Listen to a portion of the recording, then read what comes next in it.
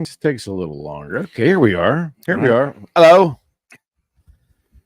Good to see you. Good to see you too, man. Why do we put up facades? Why do we avoid revealing to those that are important to us, or maybe avoid revealing it in our normal day-to-day life? Why do we keep a good portion of our life or our persona behind glass? That's a deep question, man. That's what we do, right? Well, let me think. There's a lot of ways to answer it, because when you so let's break it down. So you're saying people have a tendency to keep a part of their persona, like I think we all do that for safety, right? Sure. Protection. I think because people don't. I have never seen you stump. No, because it's a hard question to answer. Because there's a lot of different ways. There's a lot of different ways to go. Because I think people wear masks, right? I think people do it intentionally and unintentionally. They don't realize it. I think part of it, the intentional masks that people wear, I think, are ones where people think they have to act a certain way or appear a certain way to a certain crowd or a certain group of people or within a certain profession, right? So they think, like, take lawyers, for instance, right? People think, coming out of law school, I thought I had to be a certain way. I had to act a certain way. I'm a lawyer now. Like, I have to be like prim and proper. That's like the assumption of the public's expected image of you. Yes, the public's expected image of lawyers was this in my head. So when I came out of law school and said, I should act like this, then I realized, like, that's not me. And I had to dig into that a little bit and understand myself a lot better. And over time, you kind of pull back the masks. I think you take them off. I think when you get comfortable enough with yourself. To answer the question on a global perspective, I would say people don't take the time to get comfortable with themselves. Because once you become comfortable with yourself, I think then you can start shedding the bullshit masks you put on your whole life. That's how I see part of it. I mean, I think there's other reasons too, but that's, if I'm looking at just a global answer to that question, that's how I would. That's what I would let's say. Unwind that a bit. So, do you feel that it's simply we don't truly understand each other or every layer, or do you think we do, but we're in denial of part of our persona, in denial of aspects of who we are, both, or we just simply want to hide them? I think all three of those things. So I think, yes, one, we don't always understand ourselves because we don't take the time to learn ourselves. Two, we do want to hide certain parts of ourselves. Or two, we don't even want to understand ourselves. We kind of know it's there, but it's uncomfortable. Like looking in the mirror, like the whole shadow self journey, right? That's the most uncomfortable journey a person can go on. When you're looking in the mirror at all the negative qualities you have, and I'm trying to understand it, unpack it, and why do I do this, and why am I this way, and how do I channel it differently? That's an ugly process, right? It's an uncomfortable process because now you're calling into question all the shitty things you've done in life, all the shitty ways you've acted, and you're facing it. You're not avoiding it. You're not, regressing it. You're not, deflecting it. You're facing it head on. Most people aren't willing to do that because it's super uncomfortable. Yeah, I would thoroughly agree with that. I think oftentimes you can take the reverse of that, though, and you can make the argument that we put all this pressure on ourselves that we're like this bad person because we have all these things that we've either failed or we've done incorrectly, or maybe we've hurt some people, and the world must be viewing me in a certain way. But that can be ridiculous thinking because most people don't care about anyone else outside of themselves. We have that viewpoint that everyone's staring at it. It's like you're walking down the street in a parade and all your faults are being worn as warts on your body. Right. We think that. Yeah, it's not the case, though. We wear it like it's visible to everybody. And in reality, no, they can't see it, but they really aren't even looking anyways. No, because most people, that was the best piece of advice I got when it came to public speaking. 90% of the audience isn't listening to you because they're too caught up in their own shit. I was like, that made it a lot easier to speak in front of large groups of people because the nerves are gone. It's like, I know 90% of this crowd isn't hearing a word I say, isn't listening. Or maybe they are, but they're not really paying deep attention because I know I do that, right? When I'm watching someone speak. I'm caught up in my own shit sometimes. Yeah. You know, I have to intentionally focus on someone. If I go to an event and listen to someone speak, I have to tell myself I have to be intentional about watching it and listening and understanding it. Most people we're egocentric by nature, human beings. So we're caught up in our own shit. And that's what I think. That's why, you know, we don't really care about other people. So when you meet somebody, do you kind of go in with the preconceived notion that you're only going to be revealed a certain portion? Now that percentage probably is different from every new acquaintance, but do you go in with the idea that I'm really never going to know about this person in this first meeting?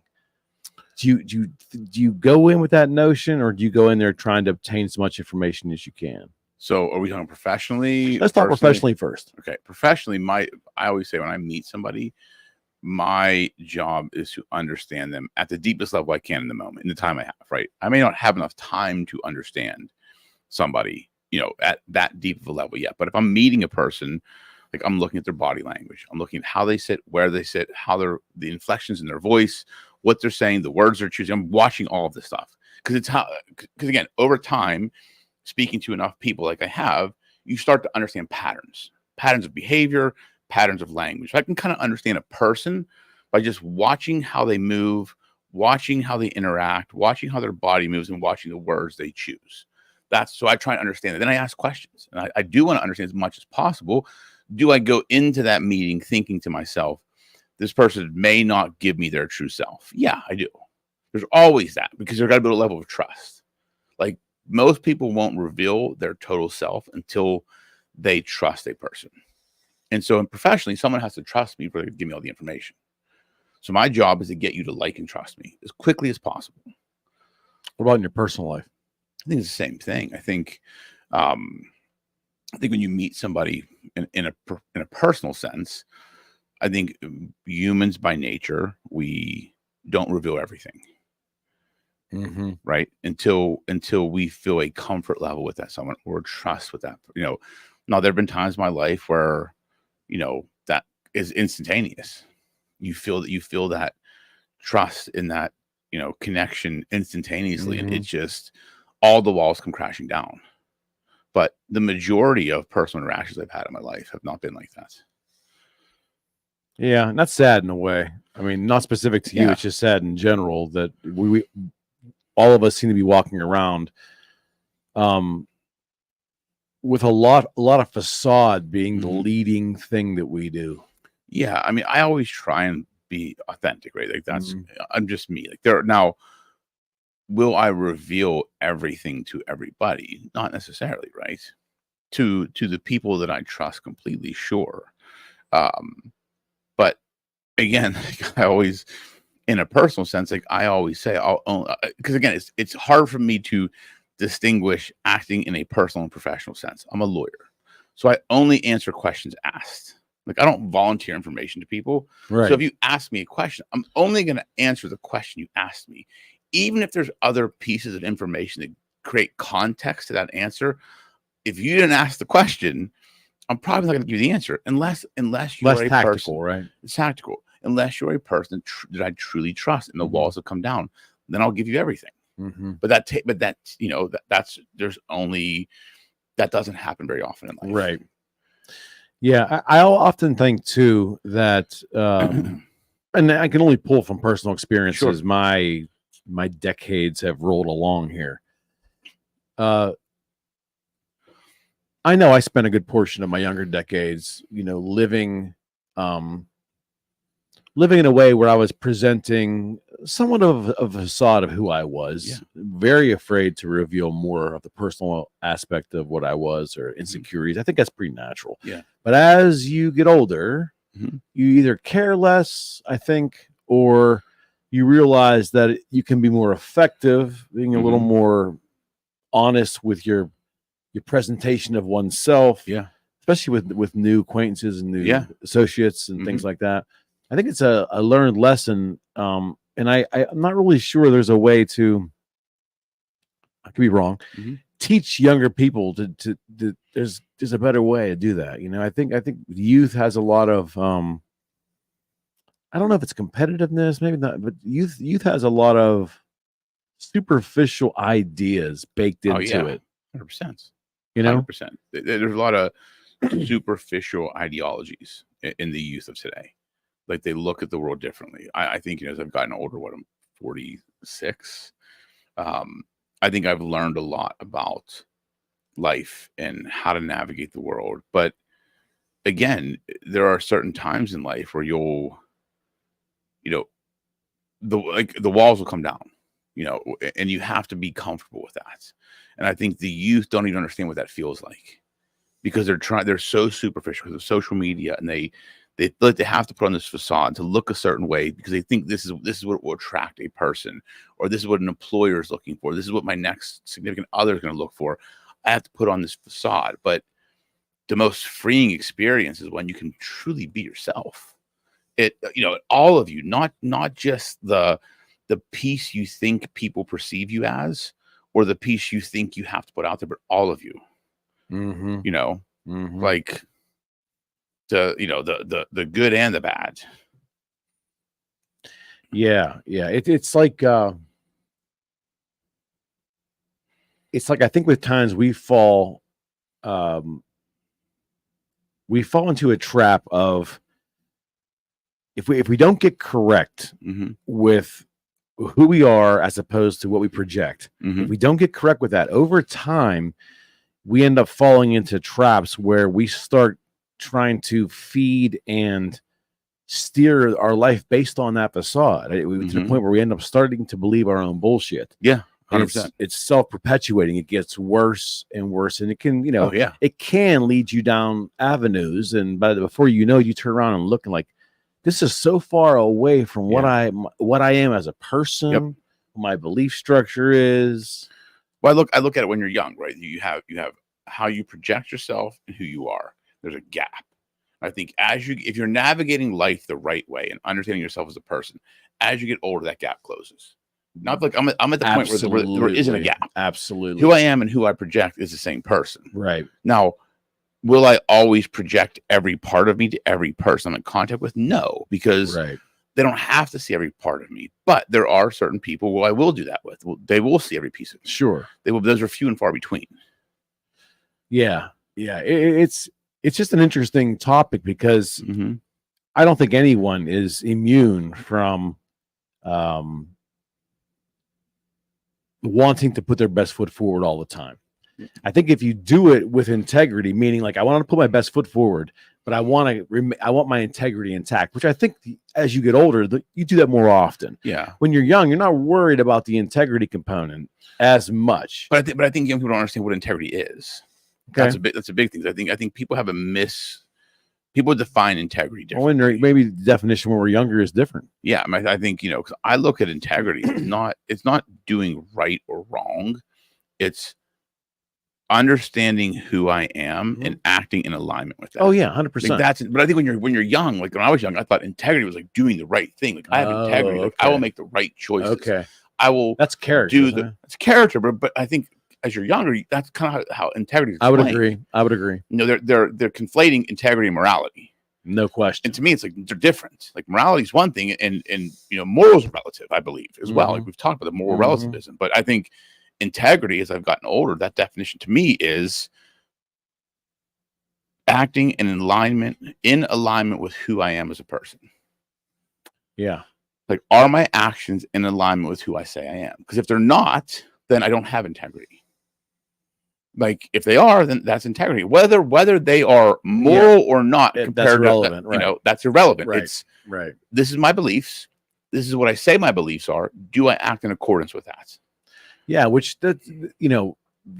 that's the ultimate question of hypocrisy with religious folks. Sure. Not religious folks, but people that ascribe to a certain religion outwardly. Sure.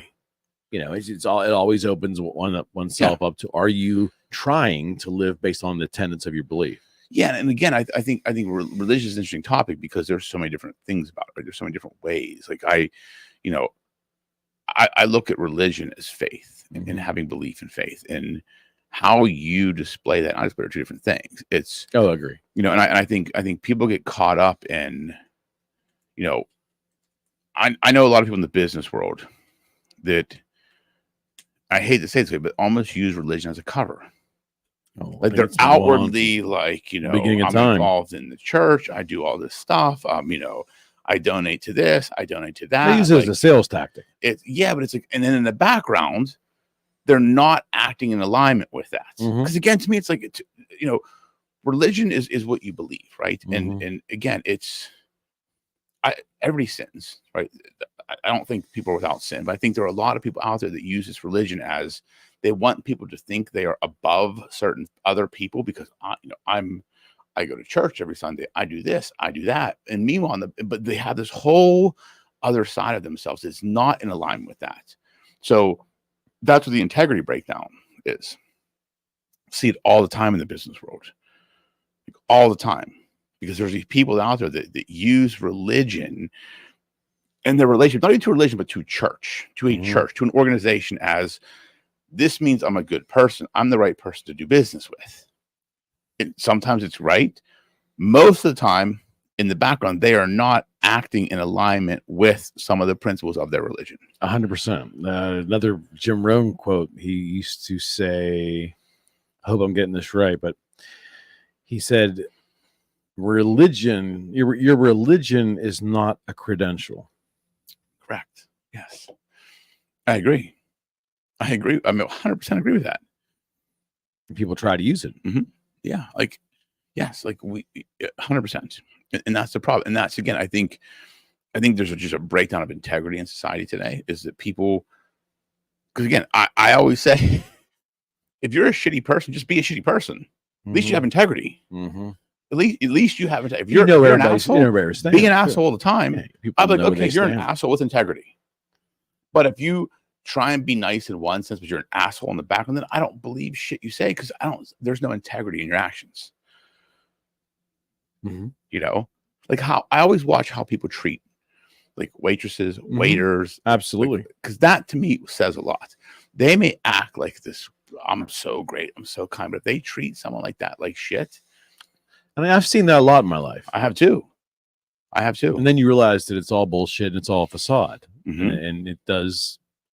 That person really never has to say another thing because now you've seen his or her character integrity, or they're being exposed. How a person treats someone that can do nothing for them says everything you need to know about that person. Yeah, and that would be character, correct? That's character, but to me that is the biggest measuring stick.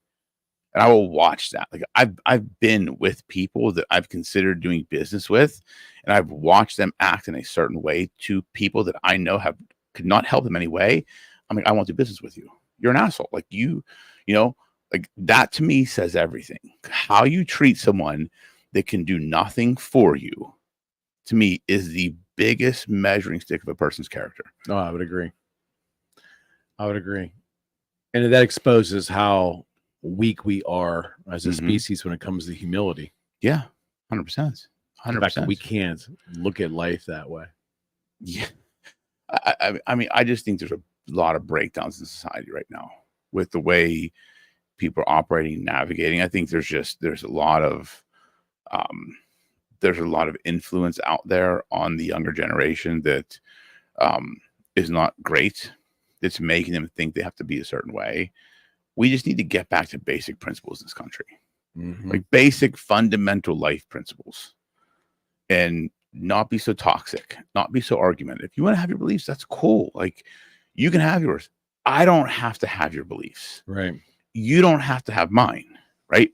Right. But we are so in this having to win mentality. Like we have to win. Like my side has to win. My beliefs are more important than yours. If you don't believe me, you're a piece of shit hypocrite, which is not how it should be. Well, not everything in life is a competition. No, as a matter of fact, competition. Is it right? And as a matter of fact, when you live that way, you never really experience the joy of what true positive competition can yield. Right. You know? Yeah. I mean, everything's life or death, and only competition I have is who I was yesterday.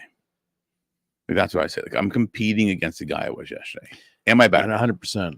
100%. I remember having this kind of epiphany many, many years ago because had a friend who made everything a competition in life, whether it was the kind of car he drove, the watch he wore, his opinions, the stocks he bought, whatever. And he would verbalize it constantly. We still kind of liked the guy. We hung out with him. Yeah.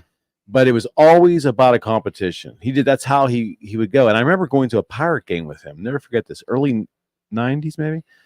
And just seeing him have an opinion on everything and banter about it. And after a while I was looking, I don't think this guy gets it. We're here for enjoyment. Right. This is about camaraderie and fun. Yep. Whether they win or lose. And I think they were winning at the time, believe it or not. But it was like he was not able to determine an appropriate event based on competitive fun. Yeah. And how he was living every moment of his life in competition. You can't even define with who, just anyone and everything. Yeah. And again, I think those are people that are looking for validation. They need the competitiveness is their validation, right? If they win or beat somebody in something, it validates always has everything. Something to prove. Yeah, exactly. To who he couldn't articulate it. Right. And most people can't. Like I used to be that when I was younger, right? I was always a competitive person until I realized, like, who am I competing against? Like, I know what I'm trying to do. And I know, okay, to get to where we want to be, if we want to be this powerhouse, $100 million law firm, I have to grow into the man that can be the person to run that. That is not me today. So my competition is, how do I keep improving? Am I better than I was yesterday? If I can say yes more than no to that question, I will eventually get there. That's how I look at competition. That's the only competition I have. I don't look at other firms, look at other people. It's, am I better than I was yesterday? Don't have to be it every day. Don't have to say yes every day. There will be some days I'm like, no, I was a piece of shit today. I didn't do anything. I'm not better than I was yesterday. But I get up the next day and ask myself the question again. And as long as I can do, or I can answer that question yes more times than I say no, I'm ahead of the game. How do we try to instruct young people to learn that skill or to develop that skill? I mean, I think that's got to be taught at a young age. I think the first thing that has to be instilled in young people is work ethic. Because if you can instill that, then they have the raw material to compete against themselves. If they don't have work ethic, forget it. You can't teach the competition piece, right? Because it takes work. Like if I'm trying to improve every day, it means I have to do more than I did yesterday. Okay. Or something different than I did yesterday, or learn something new, than I did yesterday. To do that, I have to have work ethic. It's going to a 9 to 5 and coming home and just sitting on the couch and doing nothing last night. That's not going to cut it. So I think we have to teach kids work. We can't hand everything to them. We have to teach them to work for things. We have to teach them that life is hard. We've been too inclined to, our generation is a problem, to shelter our kids from harm and from hurt and from pain. But that's life. Life is pain. Right. But the pain is what makes the joyful moments that much better. Certainly. If you don't endure pain or disappointment or heartbreak, you don't understand the pleasure and the extent of the pleasure you get from those joyful moments. Everything becomes static quo. I definitely agree. So we've sheltered our kids from so much of that. Mm-hmm. And then when you think about that's why you look at kids, they don't all have these joyful moments because they haven't felt the heartache. Everybody gets a trophy. Like, I remember playing baseball as a kid. Like, if you lost, I was fucking pissed. Right. Like, fuck this. Like, I lost. Like, I was mad. I didn't get a trophy for second place. I lost. First place wins. Second place does not win. Right? Now it's like, you showed up. Here you go, Timmy. Here's your bat. Yeah, for sure. You have a bat. You don't even have to swing it, but you're going to get a trophy because you're here. Your parents paid the $100 to play in the tournament. You're getting a trophy. What does that teach a kid? It's just an event for that kid. It's an event. So even an activity. So if they go to that tournament and take first place, or last place, right. There's matter. Not that much of a variable difference in the feeling. No. Now, when we were kids, last place, you were fucking mad for till the next season. Of course.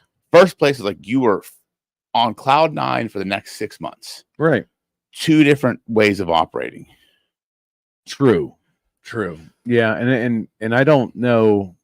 I mean, I would hope that we go through valleys, peaks and valleys in society, and we're going to eventually come out of this fog. I hope so. At some point. But I hope so. you know, and it's my generation did the helicopter parenting and all that stuff, you know, 15, 20 years ago when we created a lot of softer children. Yeah, I'm not saying 100%. soft, but I'm saying that it's tough to talk in generalities. But I feel safe to say that kids have more than they've ever had. Mm-hmm. Kids want for less, yeah, more than they ever have. You know what I mean? We just are in a position where, all of us, life is a lot easier 100%. now. It's, you know, it's easy to exist in 2024. Yeah, I mean, I know my kids have it easier than I did, or you and I did. I mean, I make it easy for them. Certainly. But I also, I'm doing my best to instill work ethic in them, the value of a dollar, you know, what it's going to take to be successful, that it's not going to be handed to them. Right. You know, and I think we're doing an okay job. You know, my kids are well adjusted. They're not, you know, they'll do the work. I think, you know, the girls are still younger. Like Gabe's, you know, working for me now. Right. You know, he did well in college. He's going to go to law school next year. So he understands it. It's just, we have to take ownership of that, our generation, and start reversing course, or at least trying to. Certainly. The joy of achievement is, you can't substitute that in society. You know, and what that brings, what that yields. If you remove that from society, you know, you're robbing society of joy. Yeah, I mean, and that's what we're doing right there. And again, this may come off the wrong way, and I don't mean it this way, but when you say that everybody's opinion, everything they care about matters, then nothing really matters, right? If you say it's all you know, like you want to be this, it's all the same.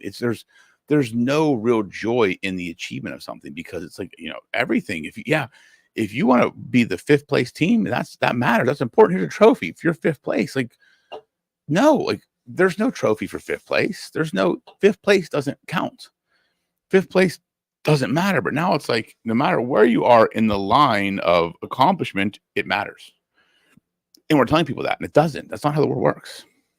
Yeah, we are, at least from my perspective, and I felt this way for many years now, we are letting some folks navigate their life based upon their whims, their ever-changing whims. And we are giving them the ability to give those whims ultimate decision within their life, ultimate validation, and not call it for what it is. You know, there's got to be a hierarchy of decisions you make and thoughts you have and directions you take. You know, that's how I would hope we learn to maneuver in our lives. But when we elevate whims and give a whim rights and elevate that to a directional point above everything else, regardless of how illogical it may sound, because we don't want to hurt feelings, that really has caused some issues. I mean, it's caused a lot of issues. And the biggest thing I see is the lack of accountability in life anymore. Everything is someone else's fault. If someone doesn't accomplish something they wanted to accomplish, well, there's always an excuse for it. How about maybe just look in the mirror and say, I didn't do what was necessary? Because that's 99.9% of the time the problem, right? Certainly. If you're not where you want to be in your business or in your career or in life in general, it's probably because you didn't do what was required, or you didn't figure out what was required. Instead, most people are blaming, well, this didn't happen, that didn't happen, this person didn't do this person didn't do this. No, it's you didn't do the things that needed to be done. But people do not want to take accountability now. We play the victim mentality too much. Yeah, I would agree. I would agree. I'd like to hope that eventually that would subside some. I just don't know what'll be the change. You know, we've talked on this podcast many times that what's going to make the change, what's going to be the thing that spearheads us to make some personal corrections, you know, with the average person having to correct their behavior and able to go forward in life. And we've both said that, you know, it's too easy. Life is easy. We've made it very easy just to exist anymore. And I remain steadfast in my belief that the only thing that really is going to spark us into change on a broad basis based upon our behavior is if we see really bad economic times, which I don't wish on any of us. But that's maybe a war or hard economic times, it's for us to change as a species. It really is going to take a seismic event. Yeah, people need to get kicked in the nuts. That's what has to happen. I mean, really, to change behavior at such a systemic level, like it does take something like that, or just a lot of people just getting kicked really hard, because people need to experience that. Like, think about, again, I come down to when I just think about business owners I know and entrepreneurs that are always, something's going on in their business. They're not bringing as much business as they could, or they don't have as many customers as they could. It's like, well, what are you doing? Like, what are you doing? They're always blaming something else. Of course. It's like, did you do what was required? Right? I can't find customers. Well, why can't you find customers? Well, the market's bad. No one's buying. The economy's bad. Well, there are people out there buying your products. You just didn't take enough time to put in the effort to find all of them. You took the comfortable road. Like, it's to do the things that lead to success is super uncomfortable. Like, extremely uncomfortable. Like, you can't have it all. You can't do it all. I tell this to potential clients all the time when it comes to entrepreneurship. If you want to be successful, you are going to have to give up certain things. You're going to have to make choices and make sacrifices. If you're not willing to do that, then be okay where you are. But if you're not happy where you are, something has to give. Well, see, that goes to the whole delusion state that I think that the society lives in often, whereas it seems to me that talking about something and doing something and creating this imaginary like vortex that they're already there is good enough that you don't actually have to do it. Does that make any sense? Like the discussion of doing it, or projecting the image that you're already doing it. Yeah, it's analysis paralysis. Takes the place of actually doing it. Yeah, I see that all the time with people. They talk about the things you're going to do. It's like, what did you do? Well, no, I'm planning. I'm like, don't just do. But they feel like they're already there. See, it's an illusion. It is because or a delusion. Because if they feel like it's progress, it's busy over productive. Like, that's what it boils down to. What you're saying is really the dilemma of busy versus productive. They're busy planning and and thinking about things you're going to do. It's like, be productive. Instead of spending 3 hours planning all the social media posts you're going to do, how about just take an hour and post on social media or connect with people on social media? Like, do that. Like, you don't have to plan, just ready, fire, aim. Well, yeah, it's like isn't that the dilemma of sales people in general, and always has been? It's like you can create the illusion of success through busy work. And again, Jim Rohn, what are you doing every day? Are you a guy comes home from work, tells his wife he's just exhausted, he plops down in the chair, and in his mind he's exhausted. Yeah. But really all he's doing all day is just careening from wall to wall. And it's wearing them out, but you're not going to make any sales careening from wall to wall. You're not spending your time where the money's at. Right. And people need to understand, being busy drains energy. Being productive gives you energy. Certainly. Like, I know that about myself. Like, if I have a productive day, like, I may be tired, but I'm also energized. Like, I got so much shit done. I feel good. You feel like, like pumped up. Like, certainly. Hey, when I'm just doing busy work, like, I'm like, this is bullshit. I'm exhausted. I'm like, you don't really got anything accomplished. I did a bunch of shit. Achievement, man. That's achievement. But there's no real, nothing moves the needle forward. Right. Being productive moves the needle. Right. I'd rather be productive for an hour than busy for 3. Yeah. And isn't that the ultimate discussion of work in this country? If putting in time or becoming more valuable. What is it? What do you want? Exactly. Be more valuable. Like, don't just because you exist in a company for 5 years does not mean you should make 5 times what you made when you started, or even more than you make when you started. You got to add value. If I pay you X and you work for me for 5 years and you added no additional value from what I paid you originally, why would I give you a raise? And don't say cost of living adjustment, because everybody says, well, you need a COLA adjustment. Well, no, you don't guarantee that in life. If you want a cost of living adjustment, be better. But most people just think that it's time over value, right? If I just put in the time and do what's expected, I'm going to eventually make more money, be more successful. So where did that come from? I don't have a fucking clue. I don't have a clue. Like historically, I would love to get into a discussion with someone in the know. You know, employment in this country, the history of employment. You know, where did that mind? You know, where did it shift? Because I know when I came out of law school, like I knew in my head from what mentors had told me that if I wanted to either be a partner in a law firm or be successful in corporate America, I had to outwork people. I had to be the first one there and the last one to leave. I had to go chase the work, go get the work. Like you can't just be busy, right? I had to be productive. Now they would say like you had to be there long hours, but I had to be productive during those hours. I had to produce. It wasn't just about being there; it was about actually producing while I was there. But don't you think there's elements within the American corporate system that reward showing up, that reward busy work? I think there are. Yeah, I think there are elements that do reward busy work, because if it's busy work that someone has to do, right? But I do think there is a reward for putting in time, like not length of time of service, but time in the day.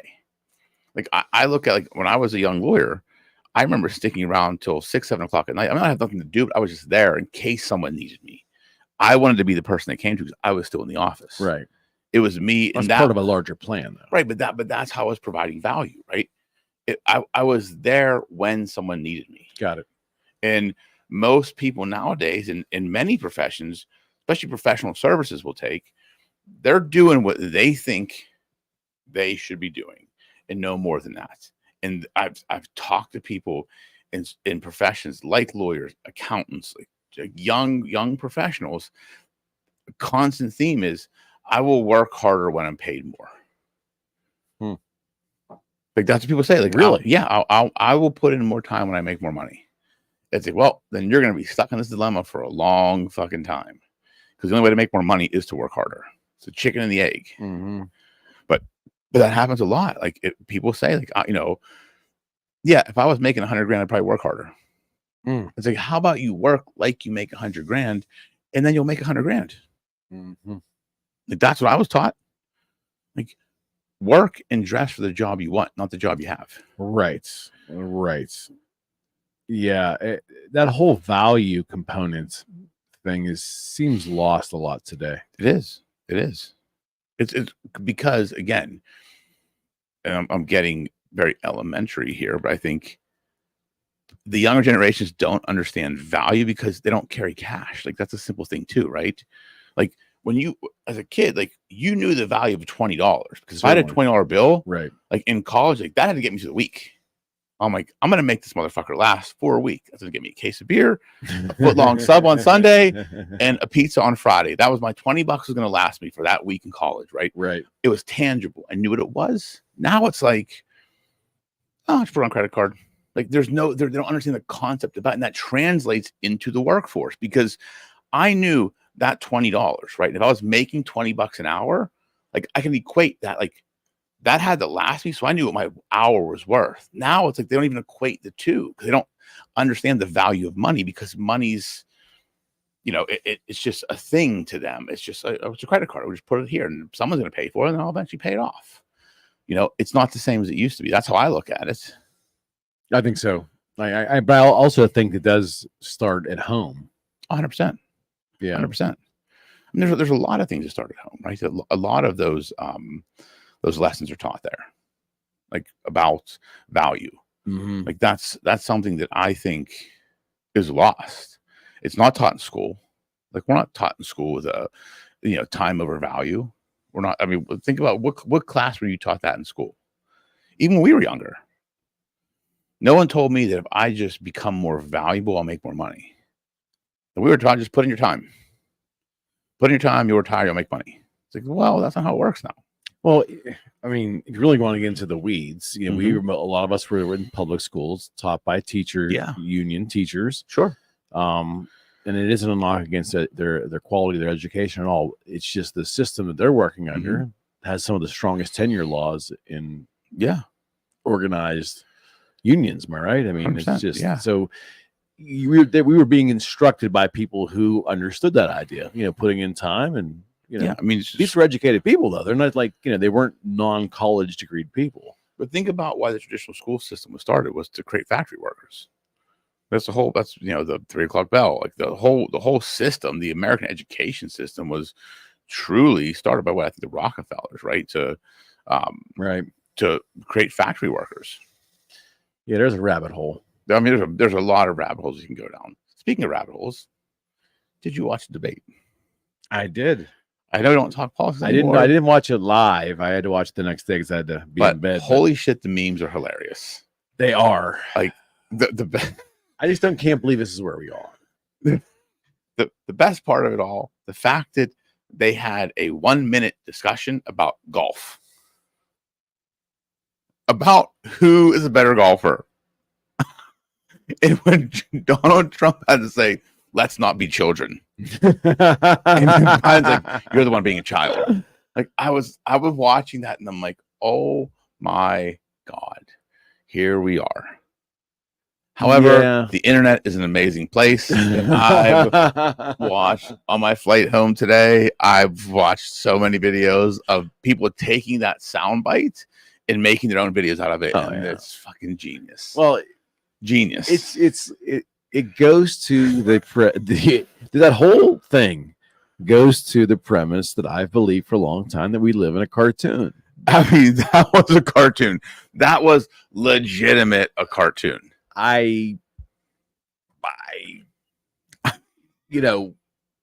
We are electing 2 people over the age of 77. One who literally didn't know where he was, which I felt bad for, definitely. The other one's as a convicted felon. And these are the best 2 people in America that could be president. Let's get these 2. Because again, I felt bad. It's a cartoon. I felt bad because you don't want to see anybody in that condition, especially the president of the country.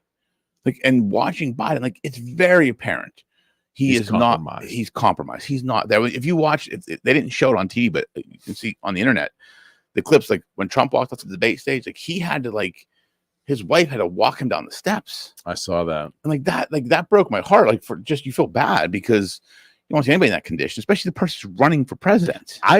I believe decades ago, if we were put in this circumstance, he'd already be gone. 100%.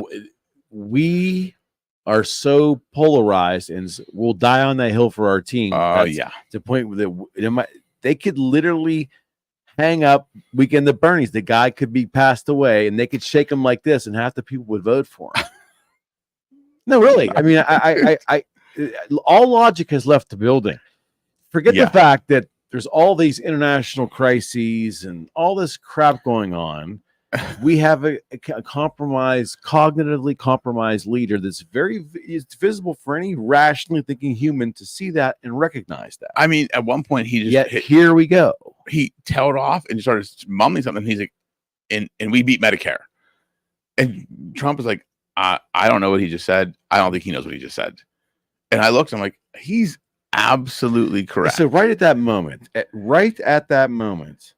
where is the leadership? Forget the party, all parties. Where's the Senate and the cabinet? Where is the leadership to enact the laws in place to get a cognitive human being in there on the world stage, especially, so we're not taken advantage of? That should be. Yeah, I honestly can't imagine the era of Reagan and Gingrich and Clinton. Yeah. This ever happening. I think if someone was cognitively deficient like that, I think he or she would be taken out. And removed from the office. But we are too much in the society of we've got to be nice to everybody. We're so much in this society where there's so much illusion. Yes. We're so gullible. Yeah. I mean, again, I had no idea what to expect watching that debate. They're going, okay, if Biden's willing to debate him, maybe he is mentally sharp. I don't know, because Trump's a sharp guy. Love him or hate him, he's a sharp guy. He can think on his feet. I wouldn't debate him. He's a good debater. He can think on his feet. He can talk. People don't like him, but he did really well. Yeah, he knows how to take a question and turn it into what he wants to say. Right. He knows how to answer questions. He knows how to steer a discussion. Watching Biden, I just thought to myself, if people vote for him this time, it's just because they hate Trump so bad. No question. That it is they'd rather have a brain dead person in the White House than Donald Trump. And to me, that is not the best decision. No, it's not the best decision, but I would tell you that it's probably going to be rooted on the idea that if you're a liberal, a person of liberal persuasion, liberal philosophy, your hope probably is, I'm voting for Biden because I know that our party someone will rise behind him and there will be a cognitive person there, but at least it'll be the right philosophy. That's what they would tell you. They're going to vote for the philosophy, not the man. But my argument is, if you really look at what's best for the country, especially immediately, it's got to be a functioning, dynamic president who can protect our interests. What other job do they have? Well, that's right. And how we look on the world stage is not good right now. We need someone who can come in there and reverse that, and make us look powerful on the world stage. I think when, hopefully, nothing bad happens, and hopefully, we get through this period. But I think when over time, when books get written and things get revealed, it's going to be very interesting to actually have it revealed who has been calling the shots in that White House for the past 3 years or so. Like, I mean, I was thoroughly believed that it was part of the old Obama team, or I kind of think now that, like, I think his wife was helping him make final decisions on things. Sure. It seems like it could be. And that took me from left field. I didn't see that coming. But the other thing is, you don't know about it's like the government is sometimes it's just the same, two sides of the same coin. Like, they're both in it for self-preservation, both sides. Oh, absolutely. So it's like, well, let's just get Biden to win so we can preserve the party of the power, or the power of the party, excuse me. I think that's a lot of times what it is. They're not in it for the greater good. They're in it for themselves, and how do they retain power? And so both sides will work together behind closed doors, I believe, to make sure they all retain power. And that's a scary thing. It is something they debated about golf. It's a cartoon. It's a cartoon, man. I mean, like, we live in a cartoon. There's very few things. Biden said, I'll play you in a golf match if you carry your own bags. Like, what the fuck does that have to do with anything? Like, when he said that, I started thinking to myself, okay, well, let me try and break this down. Like, what does that have to do with anything? For 3 years, you and I have been talking on this, whether it's been the live stream or the podcast episodes, that it's so visually apparent that the mumbling, the out of breath discussions, the way he speaks, that he's having trouble. Like, he is having cognitive trouble. A lot of cognitive trouble. Yes. And people that are calling him out for over these past 3 years, you have to be sitting there, because I know I am. I'm saying to myself, are people finally waking up, or are they finally getting to the point where they're being forced to acknowledge what they've already known? That's my question. That's a good question. I don't know, because I think there are still people out there. Like, I've watched interviews, people saying, "Oh, Biden won the debate. He won the debate." It's like, who the fuck were you watching? I don't even think Biden knew he was in a debate. The guy just thought he was on TV talking, because it was ridiculous. But there are people that, I just think they're. Well, that's borderline delusion. I mean, you picked your team. Your team has to win. Right. I mean, just say, my guy isn't capable anymore. This is the philosophy I believe in. This is what I'm voting for, and someone else will rise from my party, and I'm voting this way. Okay, then I could respect you. Yeah, but don't tell me that what I'm seeing is not reality. Right. You see what I mean? Yes. And I think that's been going on in the media for years, last 100%. Couple of years. I mean, the left. He's sharp as could be. He's like got more energy than half his staff does. I mean, he fell off the steps on a plane. How many times? 3 or 4 times. He fell off a bike. He tripped down steps. Like, I mean, how many times we have to see this man get injured or do something that's sad? Is what it is. I mean, and that's what I said. Like, watching him on the debate stage, you kind of feel bad for the guy, because again, he's our president. Whoever is president, I want to see succeed. Absolutely. For the country's sake. Well, we need that. Yes, but this guy, dangerous than ever. He is completely and utterly mentally compromised. And the fact that no one sees it or is looking at it is a bigger problem. Well, the scary part is, you and I are not there. This is all just a guess. But if his wife is if it's really a power grab where they just don't want to they don't want to give up the lifestyle. Yeah. If that's what it ends up turning into, it's going to get ugly. Mm-hmm. It's going to get ugly because there are people in the Democratic Party that will have him removed. I mean, we're headed in that direction now. If him and his family do not concede, I really believe that's going to happen. I mean, yeah. Look, I think I don't know what's going to happen because I don't know how he can get to November. And people are like, "Yep, this is a smart decision. Let me bet on the guy who had a 1-minute debate about his golf game on a presidential debate stage. Let me do that." Now they both did that, but who antagonized it? I just feel bad. He reminds me of not just people that I know that have Alzheimer's, people in my family, my friends. Mm-hmm. He just reminds me of someone struggling. Struggling. It's apparent. It's very apparent. And do we not care enough that's humiliating? Personal indignity, that's humiliating. Yeah, to do that to somebody. It is, and that's what will cooler heads prevail in this situation? I don't know. We're so far in, right? We're in July now. The election is 4 months away. I have to tell you, I predicted this. I'm not saying you didn't, man. I'm not saying you didn't. I mean, I said as it gets closer to the election and his cognitive abilities, there could be a turning point where it's just too late. Yeah, I mean, I think we're close to that turning point. If they don't do something in the next 2 weeks, 3 weeks tops, like that's who the nominee is going to be. How do they? If he doesn't want to go, how do they remove him? I don't think he knows if he wants to go or not. I think it's his wife's making that decision. That's what I think. I'm sure there's a mechanism to remove him from the DNC because they can, they're the ones that control Article. Was it Article 25? I think. Well, that's for like getting rid of a president. That's what I don't care about the election. I'm talking about he is not fit to be there on the world stage right now. I mean, how do you make that argument that he is? They're trying on the news today. They're trying to make the argument that he's sharp as a tack and all that. I just don't see any of that. I mean, look, I'll give credit where credit's due, but that dude is not sharp as a tack. He's not even dull as a tack. Like, he doesn't even know where he is. Like, that's the problem. And again, hate to say that, but when you watched him on that stage debate someone like Donald Trump, it was very apparent who was cognitively sharper. Right. And who actually knew their shit. Yeah. Very apparent. It's just, that's where we are in this country, my friend. All right. Yes. I could beat this for the next hour. Let's not do that. All right. Until next week, my friends. Yes. Thank you as usual.